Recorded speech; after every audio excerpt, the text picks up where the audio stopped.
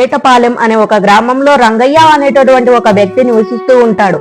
కట్టెలు కొట్టుకొని అమ్ముకొని బ్రతకటం అతని వృత్తి. ఎప్పటిలాగానే ఒక రోజు అడవికి బయలుదేరతాడు రంగయ్య.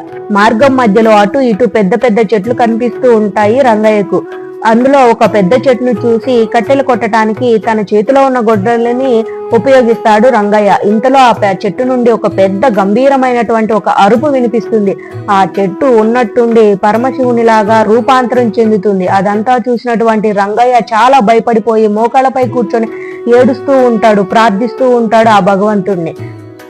ఇదంతా గమనించినటువంటి ఆ పరమశివుడు, రంగయ్య, ఇలా చెట్లు కొట్టడం అనేది మనుగడకు మంచిది కాదు, ఆరోగ్యానికి హానికరం, మనుషులు జీవించలేరు, కాబట్టి ఇలా ఎప్పుడు చేయవద్దు, చెట్లని కొట్టవద్దు, నీ జీవనానికి కావలసినటువంటి సంపదను నేను ఇస్తాను అని చెప్పేసి ఆ పరమశివుడు కొన్ని బంగారు పండ్లను బుట్టలో పెట్టి రంగయ్యకు అందిస్తాడు పరమశివుడు.